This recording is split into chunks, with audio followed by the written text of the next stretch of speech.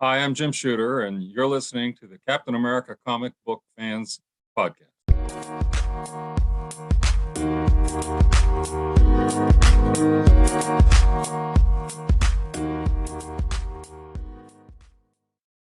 Well, greetings, Cap fans. Welcome to episode 174 of the Captain America Comic Book Fans Podcast. I'm Rick Verbanis, and I am your host for this series, and I have the best gosh darn co-host out there. His name is Bob Lucius, and this is the part where I say Bob in a different greeting. Oh, Bob. Hey, Joe, where are you going with that gun in your hand? Hey, Joe, I said, where are you going with that gun in your hand? Where are you going to run to now? Where are you going to run to? Hey, Joe. Well, I know it has something to do with Joe, but I'm unfamiliar with is it a lyric? That's Yeah. lyric. Yeah. All right. Yeah. Okay. That is a song made famous by Jimi Hendrix. And the name of the song, Hey, Joe. And there was Of course it is. There's a Yeah. well, it wasn't written by him though. There was a written by well, it's a little bit contested, but Billy Roberts may have done that back in the early 60s, but Jimi Hendrix made it famous years later.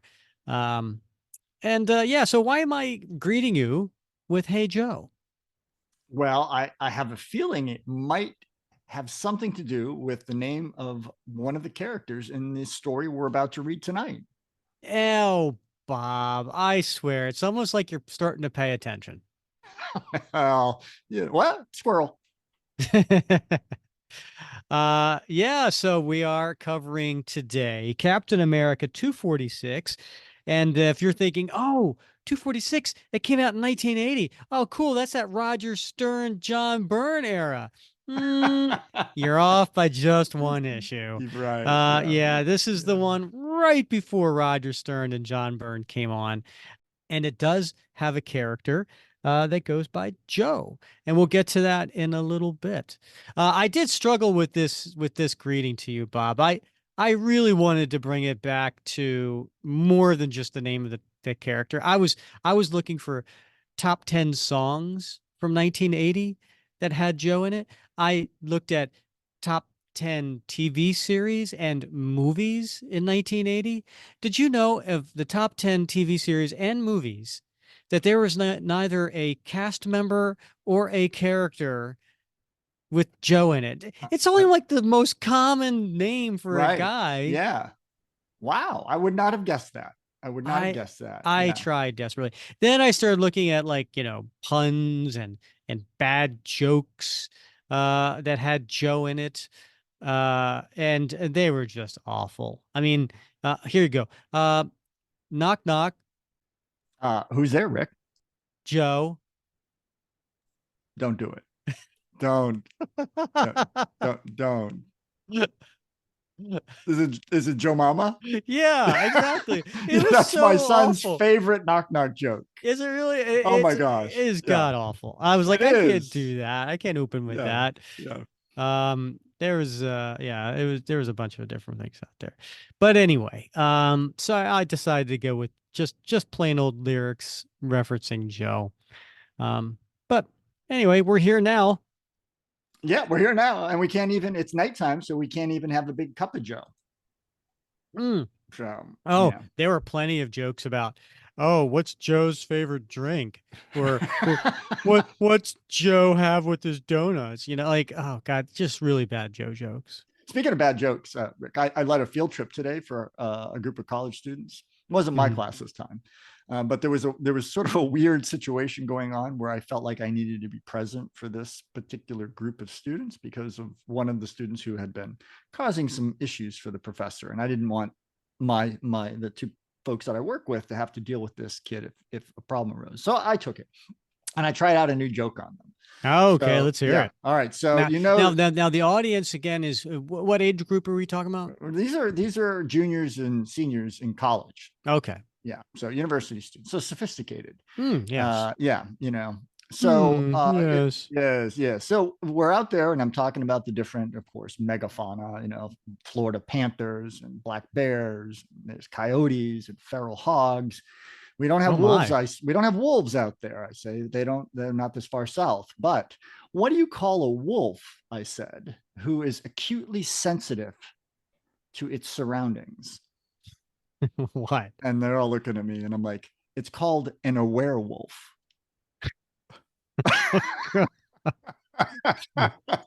How many groans did you get? Oh, there were several groans. Yeah. I'm like, that Uh, was classic. What are you talking about? An aware wolf. So yeah, that's a tough crowd. uh, yeah. Uh, oh yeah, there was another really bad Joe joke.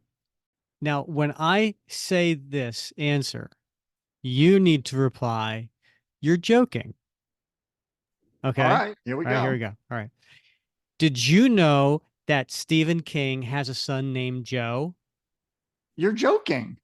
No, but he is. Okay, I like that one. Yeah. So I went down another wormhole. I was like, oh, does Stephen King really? Who were the names of his children? Sure enough, he has a son named Joe. Oh, well, he gets a good joke, apparently. Good for Yeah. him. Good for Yeah. him. And so that was 37 minutes wasted of my night trying to come up with the Yeah. proper hello to you. Oh, wow. Well, I hope you were at least self-entertained. I was. So good. So, Bob, this was supposed to be the episode where we cover our first meeting together after Yeah. all this time, after 3 years of podcast, almost 4 years of knowing each other through the Facebook group. And I go down to Florida in Orlando this past weekend for Original Art Expo OAX, and had a really good time and was looking forward to meeting you. I had shirts made, Bob. I know. I know. I And you had look shirts made. handsome in that shirt too. Oh, well, thank you. Yeah. Yeah, I was rocking the guns. You were. It Yeah, did make you look a little like you've been hitting the gym. So yeah, yeah. And unfortunately, we didn't connect. we did not. Yes. Yeah. We had an emergency. Well, yeah, I guess it constitutes an emergency. You know that a few weeks ago, my dad passed. And Right. so, I went home for that, and we had to make up some shows for that. But this week, something really strange happened. So my wife's from Ohio, and she had a really close friend in high school, and they're still very close. And this woman who's my wife's friend, her mom, who my wife was extremely close with. In fact, my wife recently went back to get an award at the high school that she graduated from, as like I don't know, some sort of like, I don't know, like they only do have like, I think they have like a dozen of these going back 50 years where they honor Fairless high school graduates, Mhm. for their accomplishments in life. And my wife went back because this woman had nominated her for that honor. And so this woman was like a second mother to my wife. And Mhm. In December, she came down with some illness, and she was going back to the hospital, and they were planning a treatment regimen, and then suddenly last week, it just took a turn for the Mm. worse, and she went into hospice care, end of life comfort care, and she only had a few days to live. And so my wife desperately wanted to fly back there and say her goodbyes to this woman. Mhm. And so it was a terrible situation. She flew back, I guess it was on Thursday, and she spent, of course, as things go, she got stuck at the airport in Chicago overnight because flight got canceled, or connection Oh, to yeah, it's Ohio. horrible. She was able to get out the next day, fortunately, an earlier flight than they had scheduled her for. They were going to put her on the next night's flight. And she got there and was able to visit her twice before she passed on Saturday night. So it was certainly unexpected, Mhm. but definitely a necessary thing for Casey to be able to go out there and say her goodbyes. Yeah. Yeah. Yeah, it's glad I'm glad that she had that opportunity. I'm sure it must have been so stressful being stuck in the airport knowing that the clock was literally ticking. Yeah, and my wife's a pretty strong person. I rarely ever hear her get emotional or cry, and I mean she was just like beside herself Thursday night at the airport, not knowing what to do. But 15 minutes, she buckled down and figured it all out and got it all sorted out and powered on through. So she's a tough lady. Mm-hmm. Well, very unfortunate, but glad Casey was able to get that time in. So, uh, I guess we'll let it slide, Bob. I guess you had a reason why you couldn't make it Yeah. in your own state, but Right. Yeah. My own state too. And it turned out it wasn't nearly as far as it was about 3.5 hours. I thought it'd be closer to 4.5 to get up there. Mm-hmm. And it might have been, who knows, with traffic, but I had planned actually to leave a little bit later in order to get up there because it didn't look like quite as far. Well, I will tell you, my flight was 3 hours, and I had some really good luck during this trip. So just things that just kind of worked out well. Like I'm on the plane, and you ever see the movie Departed? Martin Scorsese film with and takes place in Boston, and all-star cast, right? Right. For whatever reason, I never seen it. And so, it's a long movie. It's almost 2.5 hours. Yeah. And you go and you start a movie, and then it warns you. It says there may not be enough time to finish this movie. And I was like, well, I really want to see it, so I went ahead and played it. And we're landing, and it's towards the end, but it's not the end. And then we're on the runway, and there's a little bit of a delay on the runway, and I'm getting to see a little bit more.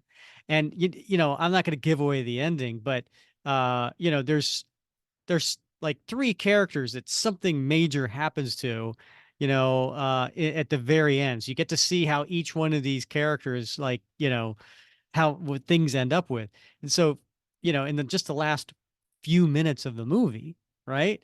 And I'm sitting there on the runway. We get to the gate. People are starting to unload, I'm towards the back of the plane. And sure enough, I get to finish the movie, like literally like seconds before it's my turn to get out of the seat. Wow. I know. I felt really lucky. Now That on the flight back, same thing happened. I was watching a different movie, same scenario. Seconds before it was my turn to get out, the movie ended. So I don't know. I thought that's good luck. That's good luck. You mentioned Robert De Niro, and just for the sake I of did not mention Robert De Niro. You know why I didn't mention Robert De Niro? Because he wasn't in any of the movies I watched. Well, he wasn't in Departed? No, I thought he was in Departed. No, that would be. Well, that just ruins my story, and I was gonna offer some golden advice that I learned. Oh, so I was watching The Godfather. Okay, on the plane, Bob, and all-star cast. Loved Bobby D. He was awesome in it. Yeah. Well, go ahead. Yeah, I got a little advice. This is the art of lowering your expectations. So this is something I learned today. It's important to lower your expectations. So I got Is that what you told Casey? Yeah, well, it's connected to that. So I got the new issue of the new AARP magazine today. And it has Bobby De Niro on the cover. So I'm like, oh, that was some good bathroom reading. So I just put it in there, and I'm like, I'm going to get to this when I need to get to it. And so I'm pretty excited because there's an article on page 24 that says sex secrets of over 50 couples. And I'm like, well, this is. But you're not an over 50 couple. You're just an over 50 man. I'm an over 50 man. Yeah, that's how it works. All the tide raises all boats. Poor Casey. Yeah, now she's an over 50 couple. Yeah, so I'm like, I'm gonna read this. This has sex secrets, to spice up over 50 couples, love life. So I pick it up, and I'm reading it in my first opportunity. Turn to page 24 immediately. Skip over all the the financial advice. Don't get scammed by scams, articles. And I get to it. And you know what the sex secrets are, Rick? I don't know, Bob. What? Yeah. Get plenty of sleep, drink lots of water. It's almost like they knew you were on the toilet. I know. And I'm like, these are the sizzling secrets. It's AARP magazine is no Cosmo. I guess that's what I'm saying, so you got to moderate your expectations of the advice you're going to find in AARP magazine.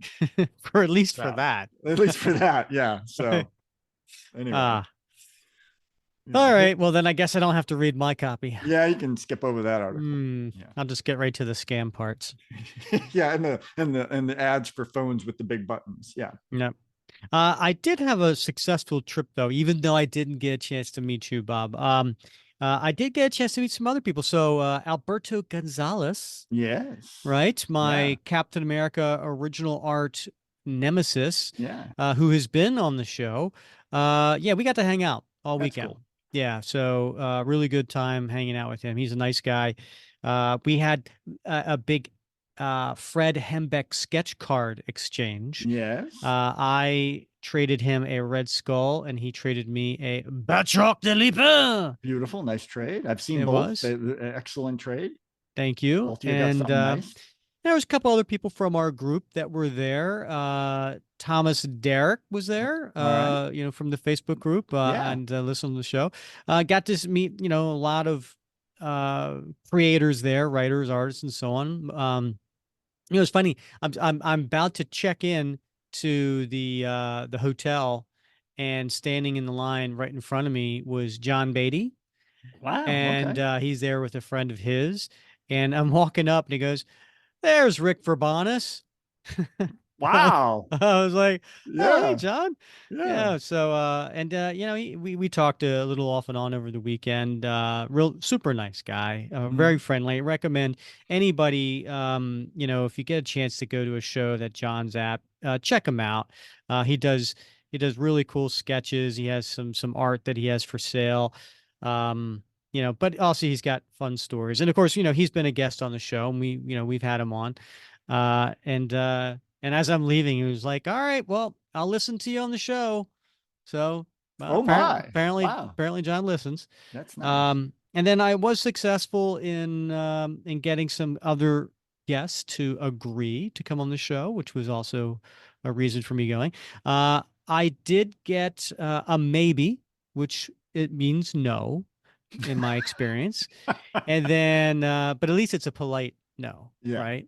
And then, but then I got a flat out no. Oh. Like, this is the first time I've ever got a flat out no. Most of the Wow. time they're just like, well, I really don't do those, but Yeah. Let me you know, check my maybe, schedule. yeah, you know, Talk to my people. but this guy was flat out no. And then he was like, asked me after he said no, he said, "And how many listeners do you have?" And then he was Yeah. like, "And what's in it for me to come on your show?" Yeah. And I don't have anything to promote. Immortality. Anyway, Yeah. it was I was like, "Okay, that's cool. No problem, you know." Yeah. Did you But see Paulo? oh yeah, Paulo Rivera. Yeah. Yeah. I brought my 3 pages there. Even though they were already signed, I just felt like I wanted to bring him, and so see, Paulo, they really appreciate it. Yeah. And then we chatted for a little while. And he was excited to hear Paul Jenkins is going to be on the show. And then you know, he did for Comic Art Fan Live, he did some head sketches and color, like little tiny, just like the kind of heads you see on a corner box. Yeah. Right. And then he did a Captain America, and then he turned them into stickers. Oh, that's cool. And so I asked him, Yeah. it's like, "Well, how much do stickers cost?" He goes, "Here." And he gave me a little strip of Nice. stickers. Yeah. You know, he sent like I ordered a print from him, and he did a little Peggy Carter Oh, that's cool. head on the lower corner of it. Very cool. Yeah, with her red hat. Very neat. Ah, yeah, I don't know if I've seen that. Yeah, it was cool. Well, I was unexpected. So And he has I mean, the pages I have are from Captain America Mythos, and it's pages 5, 7, and 8. So he still has 6 on his website. And I was like, you Yeah. and it's 3 times as much as what the other pages went for. So I think it was kind of like I want to keep this. Yeah. But if someone pays me this money, I'll sell it. I mean, So some of the pages were still relatively inexpensive. Yeah, They weren't yeah. the ones with, you know, there was one with Steve in it, you know, as a young kid. I love that double page spread with the Avengers. Yeah, that's a beautiful. There's some nice pages, but yeah, most of the ones that are really nice that are left are definitely higher up now. Yeah. So I told him, I was like, you know, I've got 5, 7, 8. You know, 6 needs to join their brothers, and he's like, "Yeah, I got that somewhere in the house." So one of these days. But I did pick up some cool pieces. Only one piece that was not prearranged that I picked up at the show, and it's not Captain America, Bob. Yeah. Well, it's good. You got to have, spice of life, man. I know, but once you start going out of your channel, Yeah. then the pocketbook just gets Yeah. The dike, starts woo. getting holes in the dike. You know, Self-restraint, holes in the dike of self-restraint, yeah, Yeah. something, whatever. Yeah. Yeah, don't dike me again like that. The other thing too is I had the last 2 years, 2022 and 2023, I had maxed my annual original art budget by April. Right. Yeah. I set a record in 2024. All I right. was able to do it on January 28th. Wow. Good for you, man. You are an overachiever. I really am. Yeah. That just means I need to sell or trade some stuff. So hit me up, original art fans out there. If you want to make a deal on something I've got, send me a note. All right, Bob, should we get to today's issue? Yeah, absolutely. Okay, so we're covering today Captain America 246. This had a release date of March 11th, 1980, but it had a cover date of June 1980. And the creative team, we have writer Peter Gillis. Now, interestingly enough, Peter Gillis had only really started writing comics in 1978, and he was pretty busy up until about 19. I want to say maybe mid late 80s, as far as writing, and then I think he stopped. I think his last thing was for Marvel was in 1992, and so had about a 14-year span on his career. So this was pretty early in his career. In fact, he wrote 4 issues of Captain America, and this one it was his fourth. So his first comic he ever wrote was Captain America 224. Bob, do you remember 224? The I sure title don't. to it was Saturday Night Fuhrer. I don't remember. All right, on the cover, it is Captain America being dragged out of the river with his head Oh down. yeah, that's a great cover. You know what else was really special about that issue? What? That was the very first Mike Zeck Captain America issue. Well, I'll be darned. It was Yeah. just a fill-in, and Yeah. it didn't quite look like the style that we know. It was before you kind of really developed into that style. But anyway, so Peter Gillis wrote 224, and then he came back. That was in 78. In 79, he came back to 2 issues back to back, 238, 239. That was a two-part story where Shield asks him to go rescue this telepath in the mountains.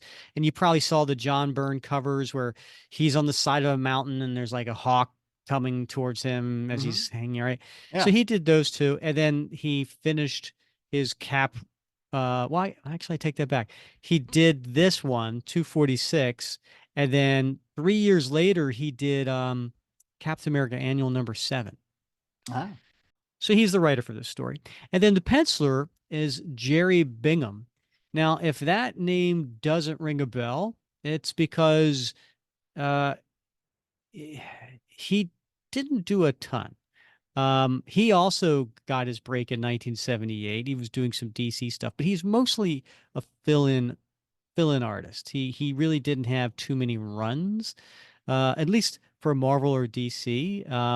Maybe 4 or 5 issues tops, but a lot of single fill-ins.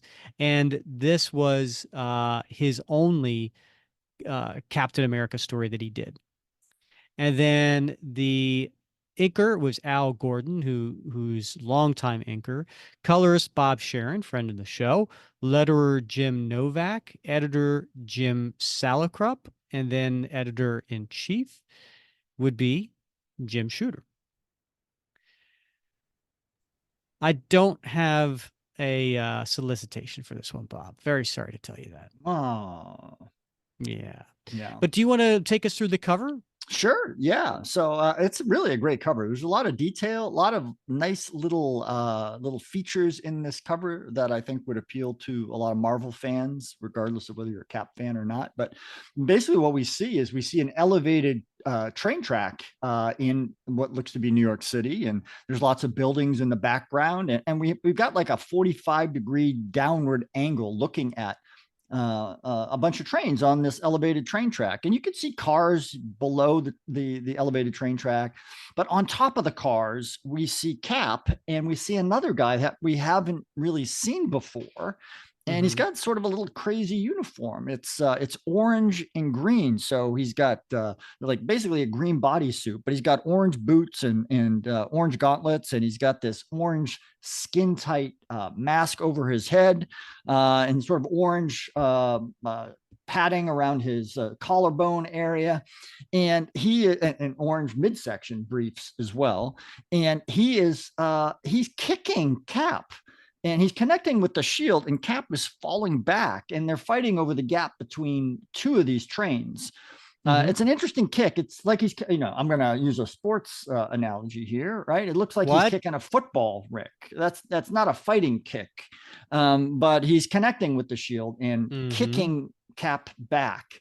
But one of the interesting features here is all over the trains are graffiti, and it's the names of different creators that have contributed to Marvel Comics over the previous decades. So really kind of a cool feature to just kind of zoom in if you're looking on a digital version of this, or put on your reading glasses if you're not, and get real close to that cover and just look at some of the names that are displayed. Yeah. Can you make any out?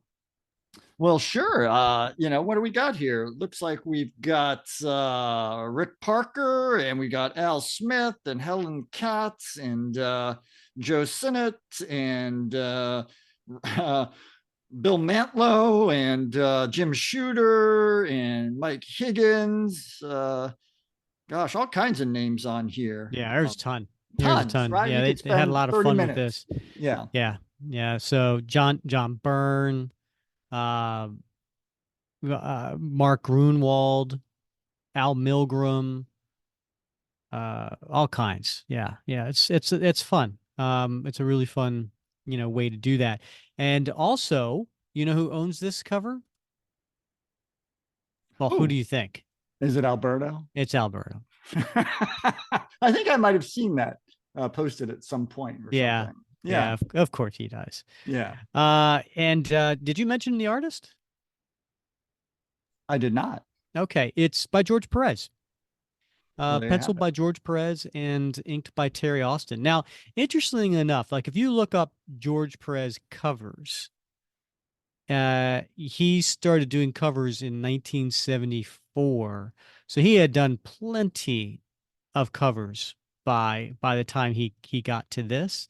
However, Bob, and gosh knows that he did a ton of Avengers. So he's no stranger to doing Captain America on a cover. You know what I mean? With all those Avengers covers that he did. But this is the second cover that he did. And the first one was just a few issues before. It was issue 243. Alberto have that one as well? I don't think so. No. Yeah. Goals. I know, right? The name of the story is Sins of the Fathers.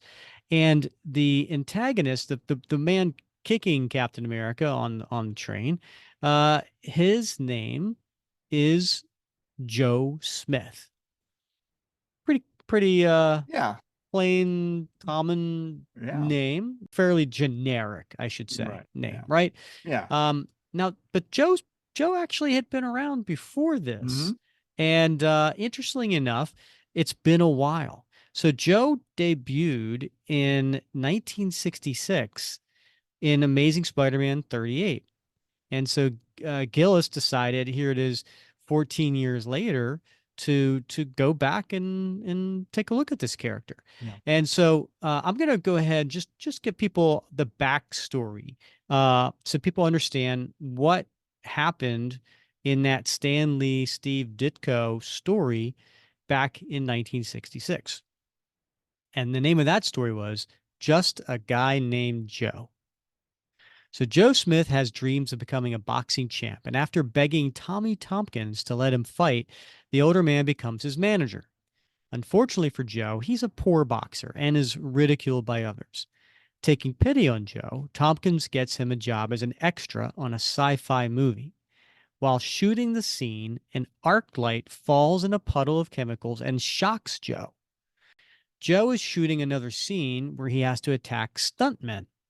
As he fights them, he begins to lose it as a result of the shock and goes on a rampage, with debris flying everywhere, getting the attention of Peter Parker. Spider-Man emerges, and Joe gets angrier seeing another person trying to keep them down. They fight, and after a pause in the action, Joe regains his senses, and he runs away with Tompkins. Meanwhile, Norman Osborn is disguised and offers $20,000 to criminals to get rid of Spider-Man. Back at Empire State University, Gwen again sees Pete in a positive light, admiring his strength and courage. As word gets out that Spider-Man has a bounty on his head, he's busy fighting crooks coming at him left and right. As he fights, he hears a commotion at a gym, seeing Joe Smith pounding on the other boxers. After a few punches to Joe, he's knocked out of his delusion, and Tompkins runs in before he's arrested. Tompkins says the charges have been dropped and that the movie company wants to give Joe a large starring role for his impressive display. So that is where we left off Joe Smith. And he plucked him out of obscurity from 14 years before and plopped him into the story. I love when that happens. Yeah, it's always fun when a writer or editor does that. Yeah. All right, I'm pulling out my handy dandy personal copy for this one, Bob. Did you read the description on the cover, the little box? I don't think you did. No, I didn't. Yeah, that's probably a good idea to mention that. You want me to do? You know, we've done this before, right? Yeah, I know, but there are people listening, Bob. Yeah, are they? I hope so. I thought that. Well, then it may well be that they are. Yeah. All right, I'll read it then. Okay, go ahead. Do All it. right. Yeah, you've already. He was just a guy named Joe until society stole his son. Now he's fighting back, and he may just be Cap's deadliest foe.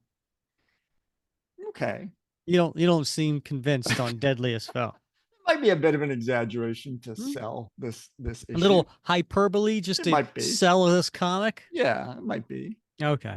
Yeah, but the corner box, I'm glad you brought that up. The artist that did this corner box actually is John Byrne. And it is him holding the shield in his left hand, and he's running. He's got his right leg extended, and he's kind of running towards the reader. And yeah, so even though John Byrne doesn't start on the art until next issue, they actually got him to do the corner box art for two issues, 245 and 246, and because they knew he was going to be big. I mean, he was a big name coming onto the series, so they wanted to get that done as soon as possible. So it is a little precursor to what's to come. Ooh. Stan Lee presents Captain America. So opening splash, we have a guy we don't recognize, just looks like a civilian, somebody dressed a man, older than middle-aged, I'd say, probably pushing 60 or something like that.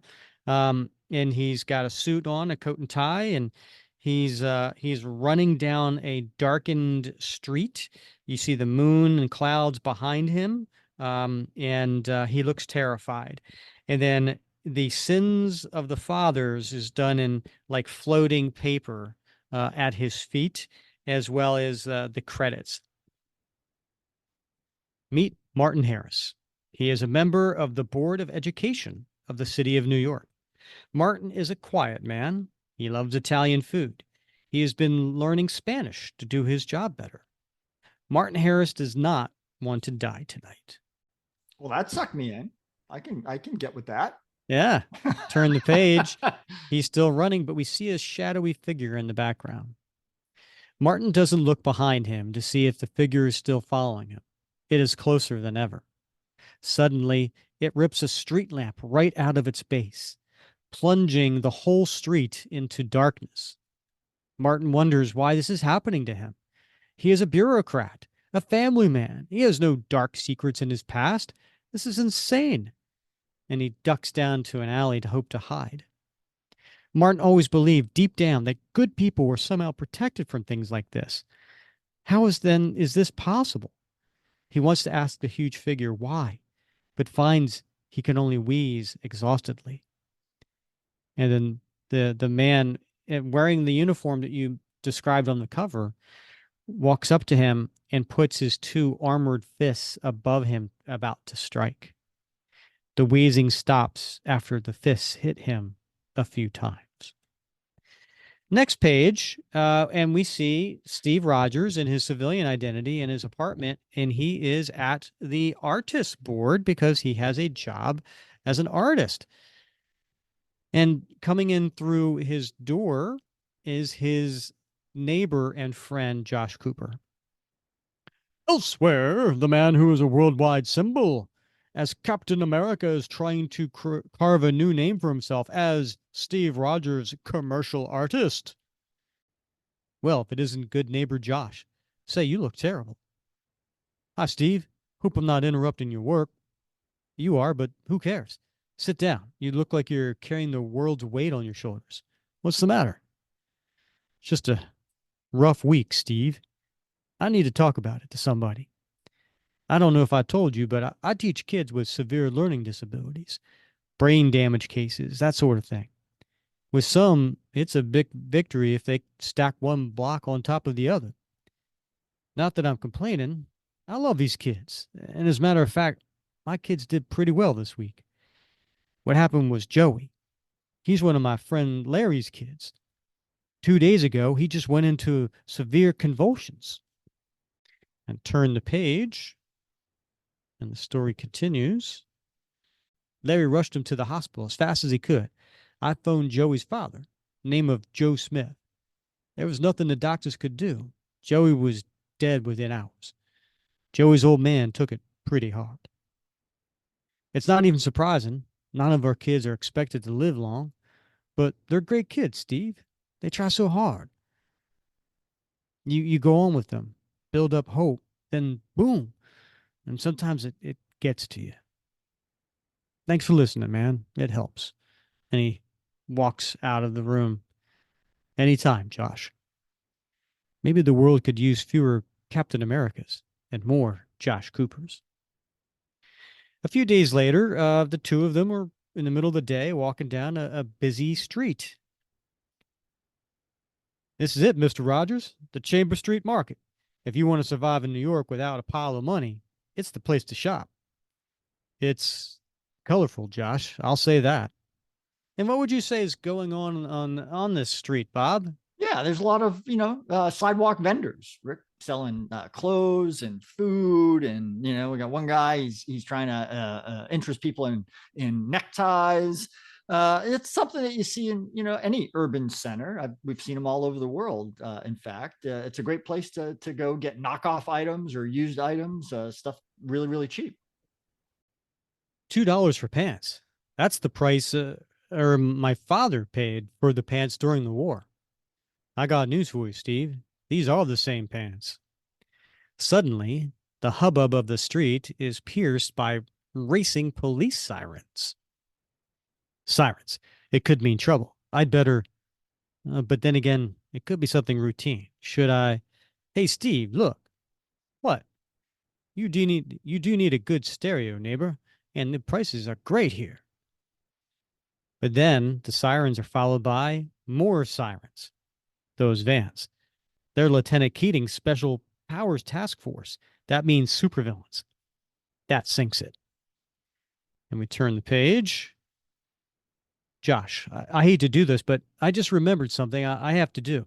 Would you mind if I... What? Oh, sure. See you later.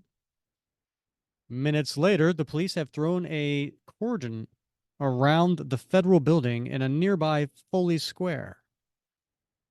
Repeat, this is the police. With all civilians, please leave the area. What's going on, officer? Thank heavens, you showed up. This is a real screwy one. This costume guy burst past the building security men like they were nothing. Then he takes the elevator up to the social security offices. Can you figure it? The elevator. And then, from the sound of things, he just starts tearing the place apart. And all that time, not one word, one boast, one challenge. I've seen my share of superpowered psychos, Cap, but there's something scary about this one. Good luck. And by that time, Cap's there, and he confronts the armored man. All right, mister. This is Captain America speaking. Stop it now. I don't know who you are, villain, and I don't care. And at the word villain, the figure tenses noticeably. The figure makes a 15-foot jump from a standing start and is on top of Cap. But Cap puts his shield up, and just as he's about to pound Cap, and it makes a loud noise, Bob. Sping! Good Lord, this one's a maniac. That was a killing blow. But I can handle it. And he punches him. And as the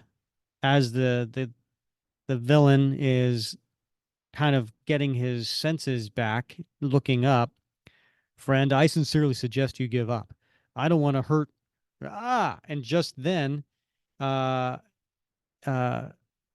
is caught off guard by the savagery of the attack. The bones of his skull begin to crack. But Cap flips him over him, like he kind of rolls down and uses like a judo move and flips him into crashes into a table. That does it. You're sick, mister, and I was beginning to feel sorry for you for that reason. But I have my limits. But the madman will not be stopped. He leaps again, like an animal. In response, Cap's eyes turn grim. There are now two silent fighting machines in the ruined offices. One, a fierce champion of justice, and the other, in a parody of a lover's embrace, the man grabs Cap and begins to squeeze. And he's got him wrapped around the middle, and Cap's got his arms in the air, but he's squeezing his ribs and his lungs. Or is it a parody? Is there an intensity, an hysterical need in the man's bone-snapping grip? Madness has always scared Cap. Then the terrible pressure eases as the man sees something. He lets Cap fall as if Cap has ceased to exist. This is insane. What in heaven's name is he after? A billing machine? And he picks up this gigantic machine, and I mean, it's the size of a person, right? And he tosses it through the window, which makes a loud noise, Bob. And we turn the page, and then the man enlarges the hole by following the machine out the 6-story window, and that makes a noise. Cap stands a moment, stunned, and then, great Scott, he committed suicide in front of me. But as he gazes onto the plaza below, seeing no body, he knows the man has merely escaped. Was he really insane? A billing machine. Incredible. And then there's a detective there at the scene at the bottom. Landed on his feet like a cat and ran like a demon before my men could nab him. Anyway, he's most likely the one who hospitalized Harris, the board of ed member. Board of Education? Social Security? Something's beginning to make sense, Keating, and I don't like it. That evening in Josh's apartment, the two of them are sitting in front of the TV. Josh, do you think you could tell me some more about Joey's father? It seems to me... You heard about him? Yes, in fact, he was sort of famous. This guy, Joe Smith, was a nothing wrestler until an accident gave him temporary super strength and he tussled with Spider-Man. A movie studio capitalized on all that and gave him a contract. Joe did a show called The Crimson Bat. That's where you know him from. He met Liz, a script girl, at the studio, and they fell in love and got married. Crimson Bat ran for 3 years before low ratings killed it. and Joe found he was typecast as a superhero and couldn't get any more work. But Joe had a smart manager who invested Joe's money. They had enough to move back to New York and buy an old brownstone. Everything seemed okay. They were looking up when they had a son, Joe Jr. But then the axe fell. Joey turned out to have a birth defect that, if it didn't kill him, would leave him severely retarded. And that was too much for Liz. She left Joe and the kid 6 months later. And then, so we're seeing a recap, visually of this story as we go along. There is a note there on the pillow next to Joe. Can you read that, Bob? I sure can, Rick. It says, "Dear Joe, I don't know how to tell you this in person, so I'm doing it this way. I can't take this anymore. I know I'm weak, but I can't. Goodbye, Joe. I love you, Liz." Ah, yikes. Steve's gotten a few of those. But I tell you, Joe never gave up. Even when money became tight, he brought Joey every day to us. He loved that kid. He wanted to believe so much that we could make Joey get better, that we, Larry, and the rest of us began to believe it too, no matter what the doctors said. And it turned out we were a little crazy to feel that way. We all get a little crazy from time to time, Josh. Turn the page, and we catch Steve in his civilian identity in a crowded subway. It all fits now. Martin Harris recently voted to cut special education funds, and Social Security refused Joe's benefits. And now Joe's only remaining victim is you over there, Larry Sawyer. I don't know how Joe regained his powers. Maybe the experts were wrong and he didn't lose them. I only hope he doesn't use them on you when I'm not around. So basically, he figures out who the next victim's going to be, and he's on the train keeping an eye on. And it's at night in I say subway, but it's more of the train, right? Because it's above ground. It's on the tracks that are going through the city. And it's out of like a movie, right? Out of like a 70s movie, wouldn't you say? Yeah, right. Sure. Yeah. The figure awaits the oncoming train in silence. He grabs a car, hurtling by smashing an empty conductor's booth. And heavily he walks up the jostling cars to the front of the train. He leans over the side trainman's window, and the madness explodes once more. So yeah, he bursts through a wall and he throws the conductor through the wall. It's terrorists! They've bombed the train! But it's worse than a terrorist who enters the car, leaving the train controls mangled behind him. It is one man's death. And he grabs Larry. No, what are you doing? Who are you? Oh no, don't kill me. The figure gives no answer. And then we cut to Cap, because Steve has already got into his uniform and now he's pulling his shield out. From the shouting, he's grabbed Larry. Having my shield in my artist portfolio does save precious seconds, and I'm going to need them. Joe, let go of him. We turn the page, and we see Cap jumping and hitting Joe. I said, let go. Joe, I don't want to fight. But Joe's pretty strong, and he hits him with a big punch, Bob. Pow! But Cap realizes he has no choice, not now. And the train hurtles on through the night, out of control. Joe, I know what you're doing. The Board of Education, Social Security, you're getting back at those who might have saved your son. But it won't work, Joe. Joe, listen to me. But Joe keeps trying to, smash him. And the door shatters as Cap dodges Joe's punch, and the wind roars death in their three faces. and he grabs Larry. No, Joe, no. And Larry says, Joe? You can't kill him, Joe. He was your friend. Joey loved him, Joe. You're not a monster, Joe. And he gets up behind him and he puts his arm around him and he's got him like in a half Nelson. That's what you're thinking, isn't it, Smith? Martin Harris and now Larry. You attacked them for not saving Joey, but that's an excuse.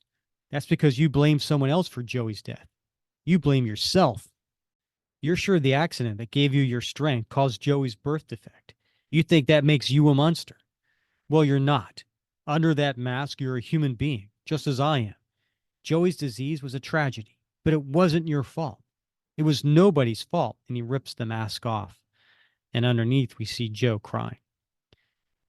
These things happen, Joe. Joe. So we cut to the last page. And we see Joe still holding on to Larry with his body half out of the moving train. Let go of him, Joe. He leaps up and he whirls at Cap. Hands half clenched, but whether in anger or supplication, Cap is unsure. And then it is over. And Joe drops to his knees in front of Cap and he says, help me. Later, when the train has been stopped, the passengers rescued and Joe restrained, and we're there at an ambulance, and Joe's being taken away. And standing there is Larry. Well, Cap, I guess no one won this battle. If this were the end of it, you'd be right. But the battle's not over. Whatever happened to Joe is as much a tragedy as what happened to his son. And we've got to fight to save him, just like you did to save Joey. We've got to keep fighting these fights until we win, because if we lose them, there's no hope for any of us. And we just see the back of Cap, and he looks a little sullen. Next, Baron Strucker lives again. Or does he? And then the last page here is there's one letter and then a very, very, very, very long response by Roger Stern, who is going to be the writer starting of the next issue. Yeah. And it looks like a nice little picture of Captain America by John Byrne and Joe Rubenstein. Yeah, it's a great letter and response by Roger Stern. If anyone gets a chance to read it, it's lengthy, it takes up the whole page between the original letter from Matt Kaufman in Urbana, Illinois, talking about basically Cap's identity and his identity crisis over the years, and whether that had been resolved or not, and Roger Stern's response. So it's a great response. What'd you think of the story, Bob? I love this story, Rick. I do. Mostly because I'm fascinated. Are you familiar with the Just World hypothesis? I am not, but yeah. I feel like I'm about to learn. You are, Rick. So the Just World hypothesis, it's mostly associated with a guy by the name of Melvin Lerner, who was a psychologist in the 60s and 70s and 80s. And he came up with this Just World hypothesis. It's been around a long time, but he's the one who did a lot of clinical research around it.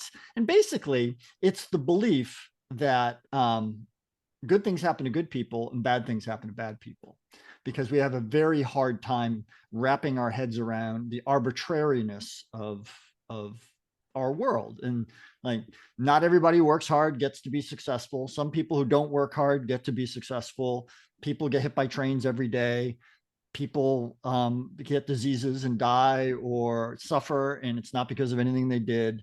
But we always try to find a rationale, some reason for something happening, because if we don't, then it's very hard for us to deal with our own sense of mortality and the risk that we face. And like, how do we plan for the future if like we can't be assured that when we do the things we're supposed to, that things are going to work out the way they're supposed to work. And that's what this story is all about. It's about this just world hypothesis, right? It's about like there has to be a reason. Somebody has to be at fault for Joey Jr.'s illness. Right. Right. And it's all these folks, wrestling with that. And at the end of the day, sometimes it's not, it's just arbitrary, right? And there's nothing that can be done about it, and we just have to like live with that and move on. And Joe Senior had a really hard time dealing with that, because of the tragedy around it. Right. And as Cap said, just sometimes these things happen. Yeah. And you said this was called a just world hypothesis? Yeah, the just world hypothesis. So a lot of research in the 60s about that. What was the name of the psychologist? Melvin Lerner. Yeah. Yeah. Yeah. Do you know why you can't hear a psychologist in the bathroom, Bob? Why can't you hear a psychologist in the bathroom, Rick? Because the P is silent.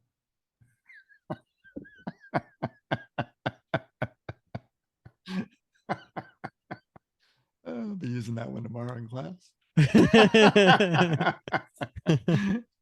No, I totally hear you, Bob. I like this story for that reason too. Not everybody that Captain America has to go up against has to be this major villain. And sometimes, it's just somebody dealing with tragedy, and the fact that, the guy's name's Joe Smith, and he's just a regular Joe, average Joe. Yeah. He could be any one of us, right? That's, I think, the point here. Yeah. And who's to say, right? If something tragic that happened to us, let's say, we were to lose one of our kids, and we had some freak accident where we all of a sudden had power, would we be tempted to somehow, you don't know until you're actually in that situation, right. But yeah. And that's what makes this story, I guess, while it's not a key issue, it's not a monumental thing, didn't change Steve, it didn't do anything, but it hit home in the fact that it was, a story that we could relate to. Yeah, I mean, that's the thing, right? This antagonist, when Joe Smith is in his costume, has no name, right? There's no name, and he doesn't talk. Right, he doesn't talk. There's no name associated with that villain. Joe Smith is every man, right? So it could be any man or any person. And the interesting about the just world hypothesis they found in research is the more impotent that you feel, the more unable to affect any influence on that situation, the more likely it is that you will seek to find somebody to blame for whatever's occurring. I could see that. Yeah. So this short story is short and sweet. Really is a cautionary tale for every reader. Yep. Well, Bob, you get to go first. What was your favorite panel in this book? All right. Well, I got to go. I really I'm working off a digital version. It's to me, it's page 8. It's that one where he and Joe are fighting for the first time in the Social Security office, and he gets a face palm to the face. Cap gets a face palm in his face, and you see the big palm over Cap's face, and you see his two blue eyes peeking out between two fingers. I like quirky panels, and that one appeals to me because you could just see like the surprise just in the eyes, and that says a lot about an artist's ability to transmit that emotion with just that much to work with.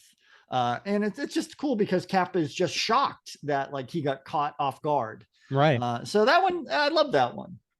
It's interesting, in the next page, there was something that stood out to me in the writing where it says madness has always scared Cap. Yeah. That really stood out to me. And I'm like, is that real? Is that like, no offense, Mr. Gillis, you've only prior to now written 3 Captain America stories. So I don't know if you have the history there to say such a huge claim, to say Cap's scared of anything. And if he is, it's of madness. Okay. But it makes sense. Well, then let's let's dive into that. Like, Yeah. explain that, but he doesn't. Yeah. I mean, I don't know what your read on that is. Do you have a read on what he means by that? Well, I mean, I guess you could look at different definitions of madness. I think in this situation, it's the inability to understand the actions. Like, his actions are very, very violent and very sudden, and with the silence behind it, um, I don't know if it comes across as madness. So it's hard to say. It's hard to say. How about you? Yeah, I think Cap's. Yeah, he's obviously super strong and super athletic and super agile and all those sorts of things. But his other superpower is his ability to try to use reason in order to avoid Yes. violence, right? Right. And if somebody is unreasonable, right, and that's sort of what I'm equating here with the sort of madness he's referring to, somebody who's just blinded by rage and is unable to just take a minute and be reasoned with, then that strips Cap of one of his true superpowers, and he's left with nothing other than to subdue this antagonist with his brute strength and his combat ability, which is not something that Steve prefers to do. Right. Yeah. Okay. Anyway, yeah. So what about you, Rick? Favorite panel? I'm going to go, and I'm reading my hard copy here. So I'm going to go with page 27, which is the second to last page. And I'm going to go with the fifth panel, and that's where Cap, it's a very up close up of the two faces. Yeah. Cap behind Joe, and Joe's got tears in his eyes, and Cap's behind him, and he says, "These things happen, Joe." And then he says his name again. Yeah, that's my favorite panel. I just, it's the, it's almost like the 5 stages of grief, and moving to acceptance here, or at least Cap's trying to force acceptance on him. And yeah, I don't know. There was something about that panel that struck me. Yeah. Well, and here's Steve, right? At his best, right? Using reason, right? He's subdued him now, and now he's trying to talk him down from the ledge. Right. He could just beat him into unconsciousness, I suppose, but he doesn't want to do that. He wants him to relent and back down on his own accord, and he's using his ability to convince him, right, with the truth of the matter. Yep. So how about T-shirt worthy, Rick? You got anything there? I do, Bob. I'm going to put the very last panel of the story, where we see the back of Cap, and he's standing there. He's, his head's a little down. He's holding, but he's in a, a firm stance, ready for anything. But again, his head's tilted slightly down, so he looks a little somber.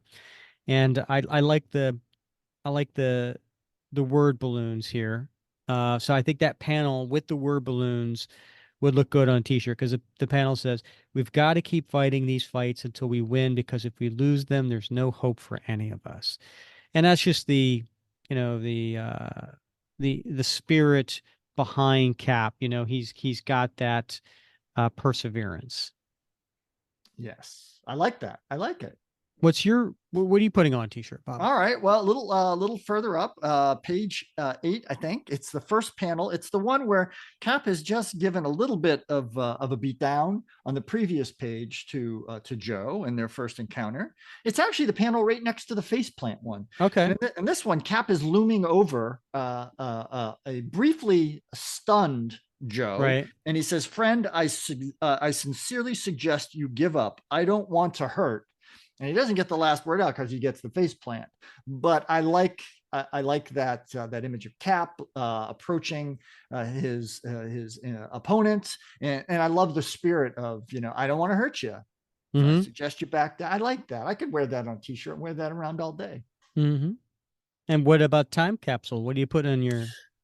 Well, this was a tough one, Rick. This was a tough one, but I am going to have to go with retarded. Okay, yeah, I had Yeah. that too. I Did had you? that too. I All did. right. Yeah, I gotta go with that one, man. And we just don't use that word anymore, right? Right, right. That's one of those words. I've had that talk with my son. I'm like, we don't say that. And it's interesting how words change, right? Because back in the really the 50s, the 40s, words like moron and idiot and imbecile were used by scientists for people who are mentally handicapped or Mm-hmm. mentally challenged. And then we used retarded for a long time. And then we used handicapped, and now even that's not in favor anymore because it can be hurtful to lots and lots of folks. So I know we prefer to use disabled as is now the sort of the term that is acceptable, and I think that's a good thing. So we just simply don't use terms like retarded anymore. So it's a real true snapshot of the time frame when this comic was made. Speaking of that word that we don't use anymore, Bob, Yeah. do you know the actor Alan Tudyk? Yeah, of course. Yeah, Yeah, yeah, he's great. he's He's awesome in great. everything. Yeah. Yeah, absolutely.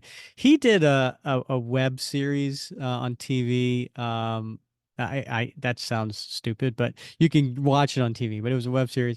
It was called Con Man, Con Man, Uh-huh. and he basically played himself, where he was an actor who used to be a pilot on a sci-fi show, and Uh-huh. then the sci-fi show was really popular, but it got canceled, and then now he's been typecast and he can't get a job, so he ends Yeah. up going to these sci-fi cons, and Yeah. it's just he's just miserable, and it's just one thing after another. Yeah. So he's actually at a he's he's at one of the conventions, and he's there with oh gosh, who's he run into? Who was the guy who played in Lord of the Rings? Not Frodo, but the guy who went with him all the time. MG. Yeah. His That guy. name, the actor's name's Aston, I think. Yeah. Yeah. Yeah. Yeah. Sean Astin. Sean Astin, thank you. Yeah.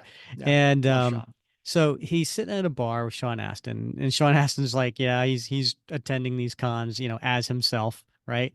And he mentions something to him about the word retard, and he's like, he uses it, and Alan's like, hey, whoa, and he's like, no, you don't understand. I'm using it by the definition. If you look it up, it means to hold something back, and Right. Yeah. right, and Yeah. so he Yeah. and so he's like, so these people, I'm paraphrasing here, or Yeah. something like, you're being held back, they're retarding you, right, and Yeah. and Yeah. whatever. Yeah. And Yeah. so he ends up he ends up going on stage to give a talk, and he's talking, and he's just like, he mentions like something about retard, Yeah. and then the audience just goes completely silent, and then because he can't see the people asking the questions, because the people asking the questions are in the dark, but Yeah. it was somebody who was mentally handicapped in a wheelchair,